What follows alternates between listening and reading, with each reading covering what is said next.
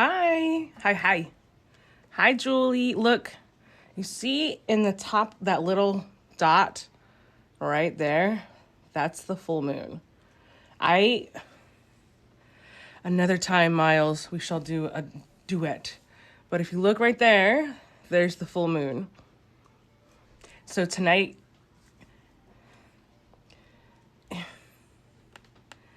I'm going to go, we'll do that another night. Okay. You see the full moon? We're going to talk about the full moon right now. You can see it. I picked this window specifically for nights like this. I'm going to keep that up like that. So up there, that's the full moon. I can literally see that from my desk every time. So I want to talk about tips and tricks on how to work with the full moon, because it's technically tonight, tomorrow, and the following night. Full moon energy usually lasts about 2-3 days. It's both the night before, the night of, and the day after. So I figured, actually, don't mind me. I literally don't have any freaking eyelashes right now. It's still day over there for you? Yeah, I'm doing this right now because I literally am feeling insecure. I'm like, it looks like I have no eyelashes. That's crazy. Ooh, look what I did. Y'all see that?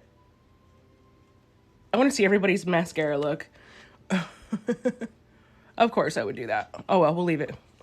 Hi, Stace. Hi, Chief. Hi, Frenchie. Hi, Spanish Rain. Excuse me. But look, right up there is the full moon. So, is anybody going to be making moon water? Is anybody going to be charging their crystals, their decks, any of their spiritual tools? Because tonight's a great night to get started.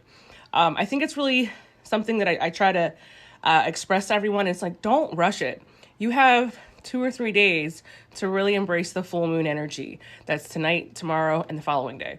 Because the full moon it's not just one night in reality. Happy full moon. So let's talk about for my urban witchy witches. If you don't have access to go outside, just find a windowsill. Like my plants are all getting the full moon treatment right now. Oh, I hope people can still see it. It's getting higher up, but it is still there. So I'll give you the little dot. It's if you're a little later coming in, you're missing it, but the full moon was right there. Now it's farther up because maybe we'll go outside later, but yes. Full moon is generally when it's the biggest and most powerful. Absolutely. When is it really not a good time to manifest? You know, I'm a big believer in not following into the trap of, oh, this is the perfect day of manifesting. It's always the perfect day to manifest. You know what I mean? It's always the perfect day to manifest. Right? I live in Tennessee, in the suburbs, so we don't have like a lot of lights to compete with. So look, it's going up. I hope we don't miss it. There it is. It's squeaking by. The full moon squeaking by. So is everyone going to make a full moon? Y'all, it's there still a little bit. You see it? It's going. I'm so glad I wanted to pop on because I sat down at my desk because I was getting ready to film the Divine Feminine, Divine Masculine, because I try to get those out every Sunday. If you don't know, Sundays are for Divine Masculine, Divine Feminine readings. Monday, or I don't know, I might switch it. I'm kind of debating on whether or not I want to do Sunday nights be like the week ahead for collectively, and then do Divine Masculine, Feminine on Mondays. I don't know. What would you guys prefer? Let me know. I'm actually not going to be doing any readings tonight. I wasn't even planning to go live. I just thought it was really cool that I happened to sit down at my desk right when I was getting ready to film. And I could actually see the full moon. And I wanted to share that with you guys. And I'm... I also want to say, guys, and so I haven't even said hi to everyone yet. Because I do try to get to know everyone I follow and who follows me. So, hi, Ruthie. Hi, Julie. I said hi to Spencer. Hi, Monica. Is it Rachine? Hi, Mima. Louisabeth. Hi. I'm hoping it. Hi, Kristen. Hi, Stace. Hi, Frenchie. I do try to say hi to everyone. But thank you. I appreciate the good vibes. Ooh, ooh, ooh. Hi, Cynthia. Hi, Katerina. Hi, September, Sapphire. Hey, nephew.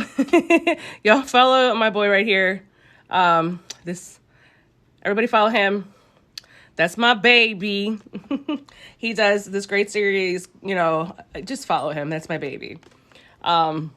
Hi guys, welcome.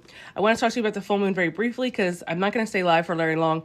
If you guys are just coming in, when I sat down at my desk, you could actually see the full moon from my desk. You can do it tonight, you can do it tomorrow, or you can do it the following day. See, I like to take advantage of the 3-day full moon, as I call it, because the full moon energy is both the night before, the night of, and the day after. I have a lot of spiritual tools. I have a lot of decks, and I want to make moon water because I use a lot of it for a lot of things. So one night I'll do moon water. The next night I'll kind of focus on my crystals, and the following night, whatever spell work I want to do.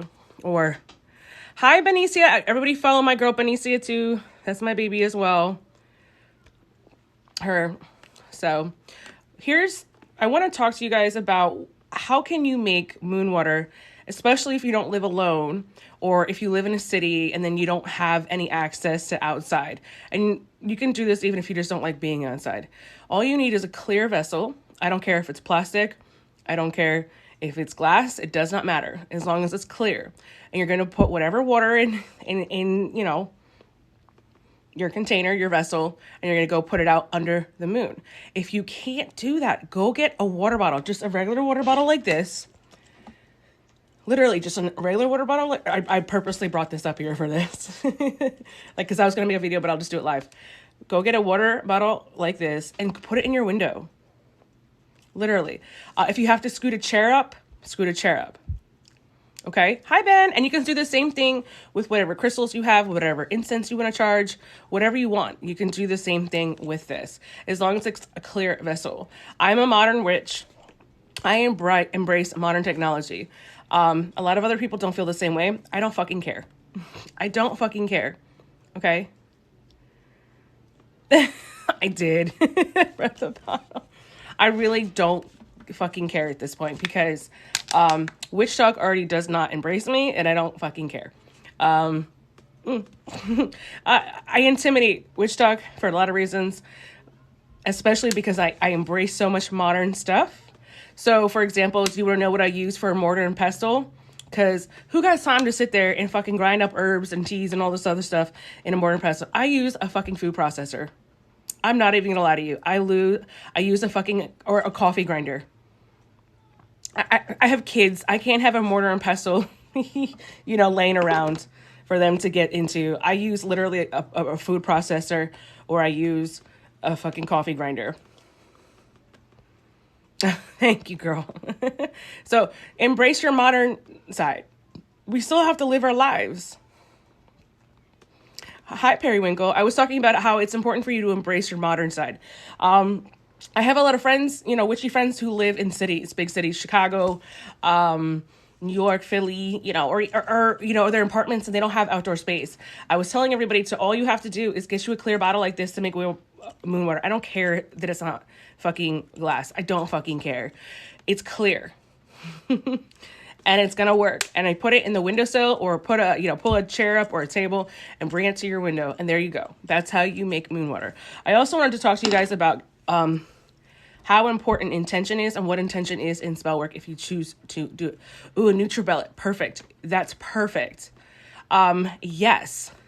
All you have to do is just cleanse that and use it like it was any of your other spiritual tools before it. Guess how you cleanse it? Just wash it. Water is cleansing. You don't always have to use sacred smoke to cleanse things with. You can use water. It's about the visualization and putting your magic into it. Where does our magic come from? Our magic comes from our heart. Our magic comes from our soul. It's about concentrating and focusing and knowing that you're putting that inner energy, that love. That's why people always say, wow, this food was cooked with love. That's magic. And you're going to put that same energy into cleansing and clearing any of your tools. I keep it closed. The reason why I keep it closed is a lot of times I drink this water or I add it to my teas and stuff like that. And so the last thing I want is for any bugs or dirt or dust or anything to get into it or get knocked over. Yes, intention and belief and faith. Yes. Yes, cooking. So everything you consume is also spell work. Never forget that. So when you're eating mindfully, it's about eating that food mindfully and knowing that whatever spell you've put together is magic. Actually, where's my book? Would you guys want me to share stuff like this? Because I'm really into kitchen witchery. That's kind of how I started. So this is one of my notes. I've had this for years. I just happen to have it here. Like, for example, like, I don't know if you can see it because I have all the properties right here of what everything is. It's like, garlic is for protection. And, just fresh garlic. Protection, health, strength, male potency, courage, endurance. But I also have stuff in here like, milk. It's goddess energy. It's for nurturing, family, mother love, birth, spirituality, fertility. Potatoes. Potatoes are for protection, compassion, wishing, making wishes. So you could easily just eat a baked potato while making a wish. Literally, it's a spell. Or if you're feeling very under the weather and you need some sort of protection, you can make yourself a protection meal. And that's a spell. Exactly. The eggs were sad too. This is just years and years of me, putting everything together because I have yet to find a good kitchen witchering book that I live by. Yes. Isn't it amazing? It's all about making your magic, but being respectful and not encroaching on other belief systems. Or, for example, like hoodoo. People have to understand hoodoo is not just a practice. Hoodoo is a religion. It's not just, and even more so than that, hoodoo is based on African American oppression. Slavery is what it comes from.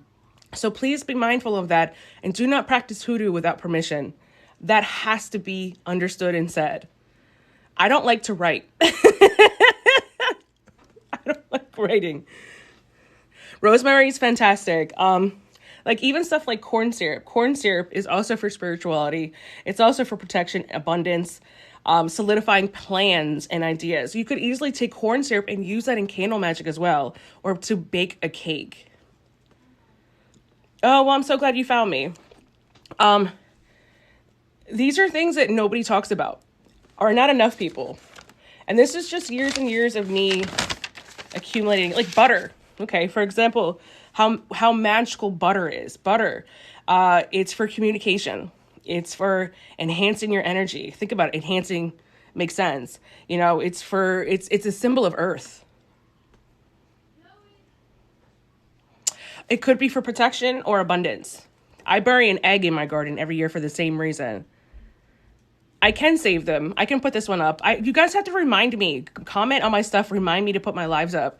Because I don't think anybody wants to watch them. So I don't put them up because I'm mad insecure. For example, apples. Apples are literally the symbol of the pentacle. And it represents balance and harmony and love and peace. That's why I tell people all the time, eat an apple every day.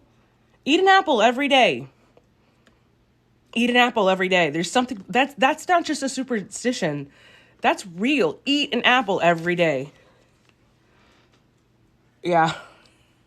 Y'all are so sweet to me. Thank you. Spinach is great for money, physical strength. Think Popeye. Health, prosperity, fortitude, strength. Again, like Popeye. Tuna fish. You want to hear something crazy? What tuna means? You think so? I could try that. So tuna, for example. Do y'all want to know the dish on tuna fish? And this could be straight from a can. Tuna fish, fertility. It's for your unconscious intuition, bringing that to light. It expands your abilities. Okay? It makes life, it's easier for you then to receive as well as give. It's about love. It's about peace, purification, and happiness. That's tuna fish.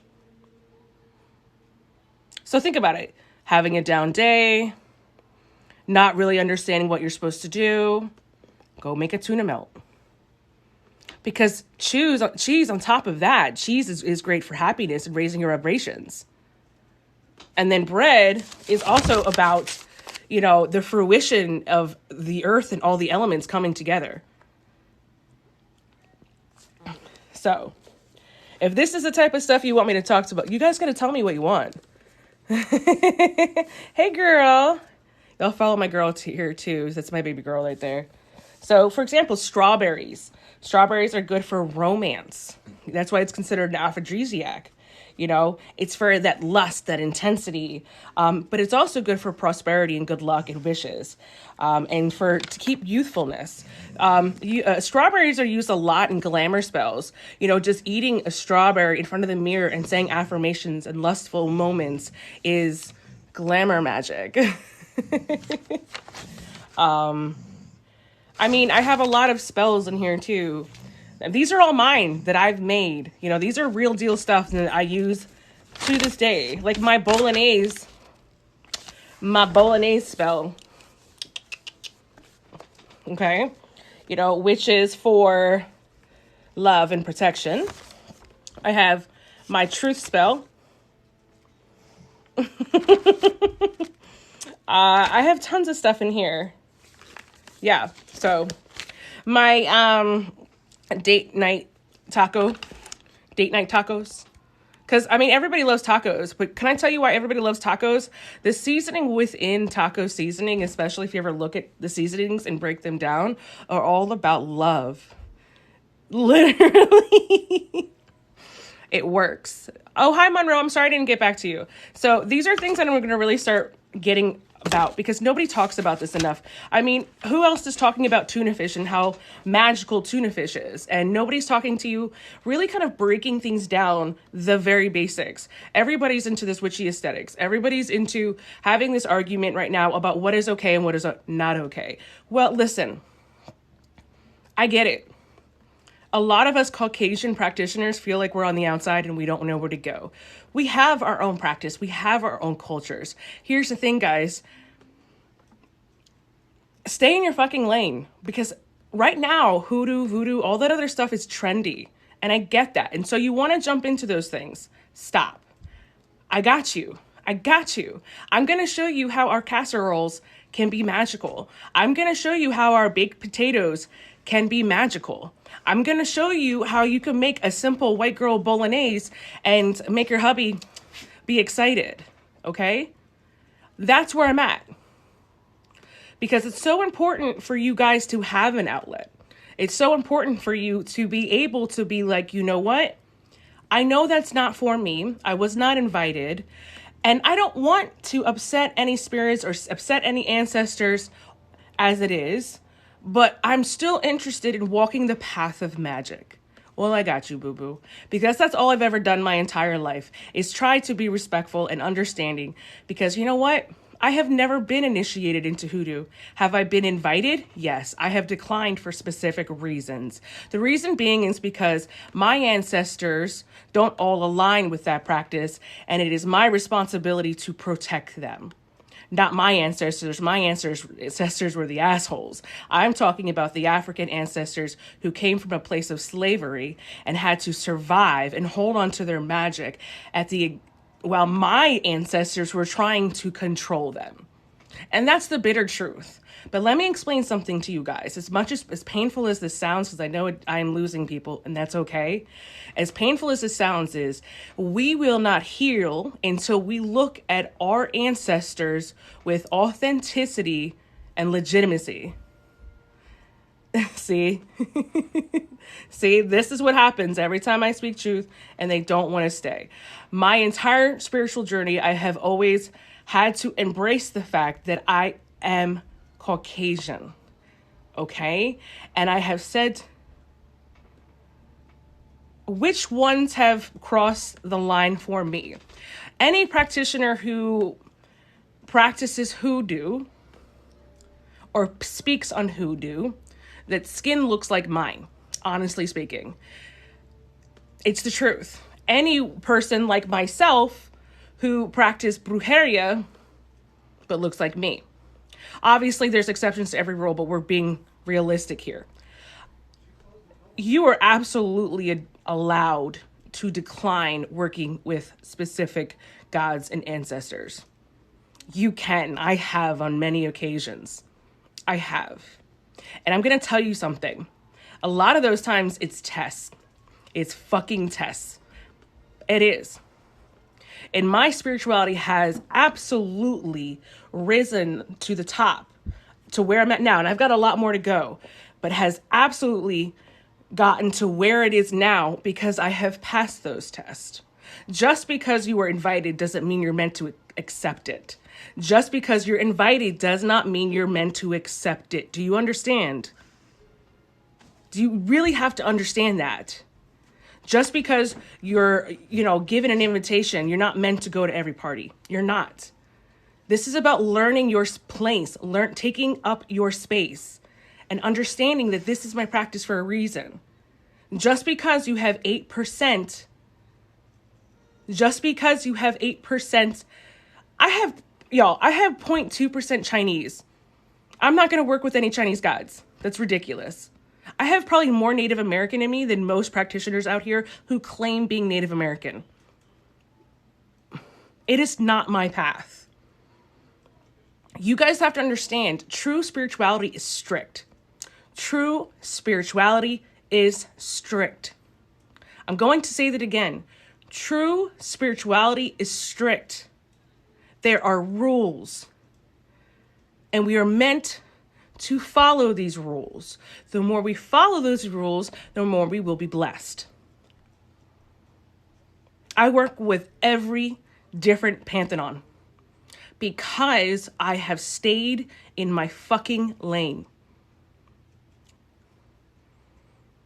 And they were happy to work with me because I stay in my fucking lane.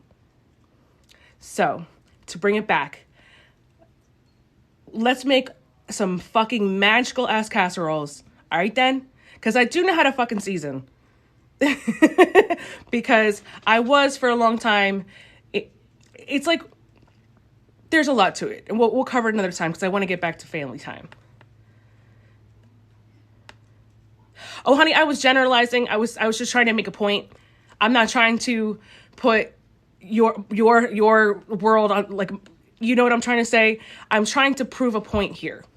Okay? I did my ancestry test. I know exactly what. I'm 88% cracker. I am 88% cracker. And I can say that because I am a cracker. So I need to that's my path. I've had other gods and goddesses, spirits, lawals, orishas come to me. I have. And it was a real fucking deal. I did. But I knew better. Because just because that one orisha wants to bring me into the fold doesn't mean that any of the other ones would be okay with it. And that's not safe. And it's not respectful. You don't like that word? Oh, I say it in jest. I don't really feed into it. It's all good. But you know what I mean? So that's where I'm at. I love you guys deeply, and you know that. And it really comes down to that I want to keep you safe. I want to keep you safe. I want to keep you safe. That's the biggest thing. Because spirituality is, if you're choosing a craft of witchcraft, this is not fun and games, guys. This is not just for shits and giggles. I work with the dead. Yes, absolutely. Archangels are safe for anyone to work with.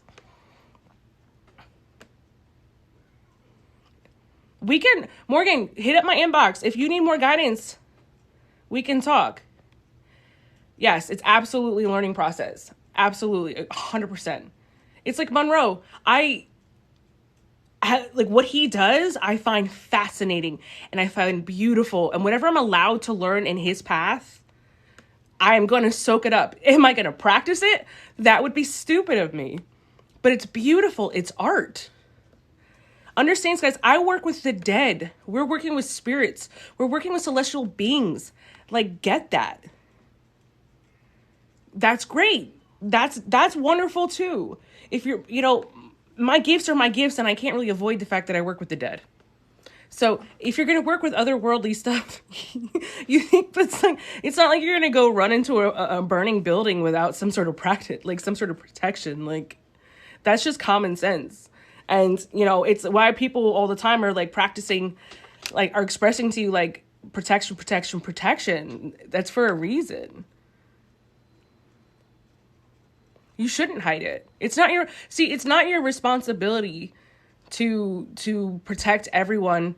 I mean, you can guide them and we can send them a message, but everything else is on them. I'm learning to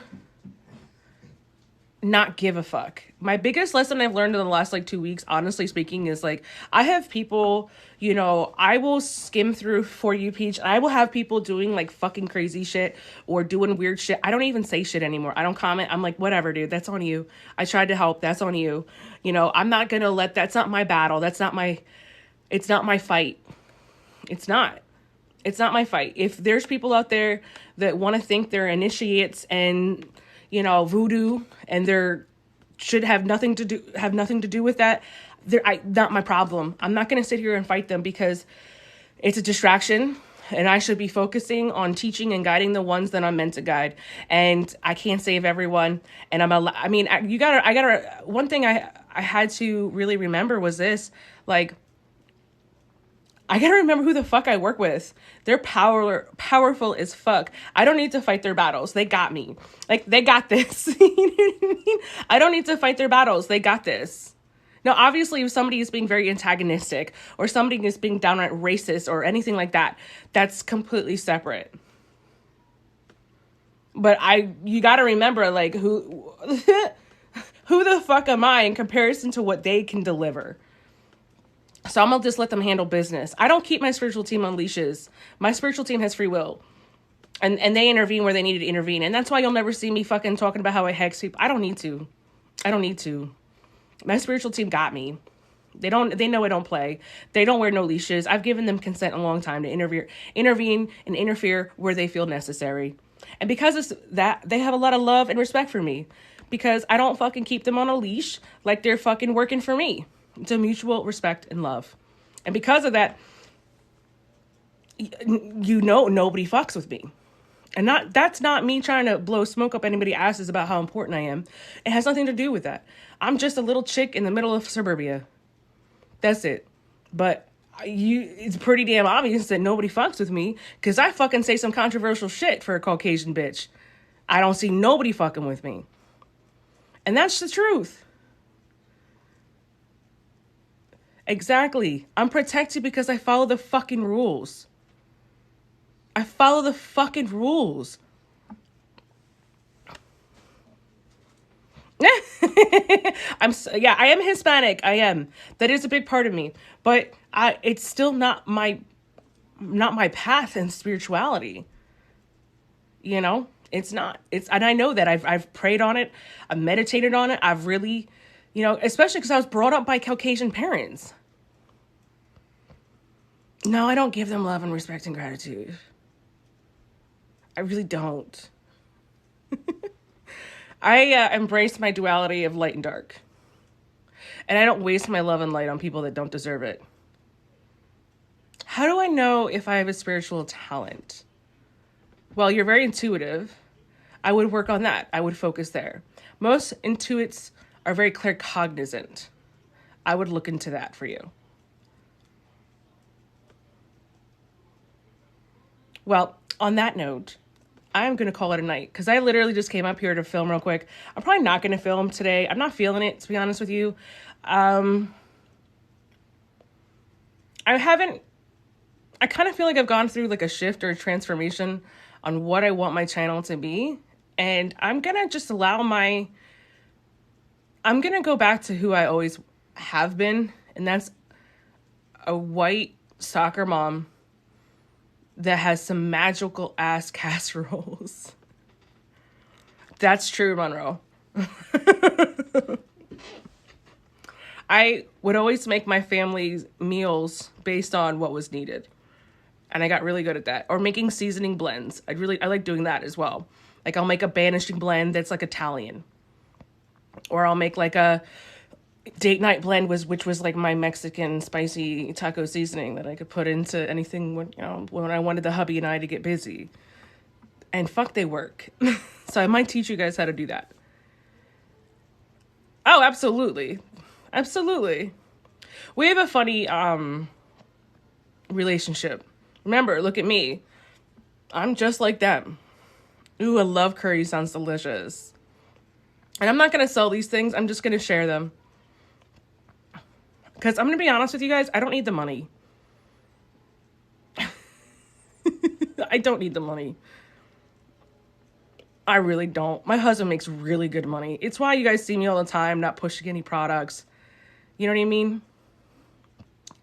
And so I'm blessed. I get to share my gift without having to constantly be on that hustle of making $1. Yeah. I'm blessed, y'all. I'm blessed. I mean, can I get more Caucasian? I'm like, I'm blessed. Of course I'll do readings. Absolutely. They're my bread and butter as far as paying for my sitters so I can get away from my kids. Yeah. And I've always loved to just be able to give. And I think I'm going to try to stick with that for a while. I could see that for you. All right, guys, I'm out before I get in trouble with the husband. I'm already in trouble. You know how that goes. Yeah. Maybe I'll go start an argument so that I can deflect and make him the toxic one. Y'all heard nothing. Bye, guys.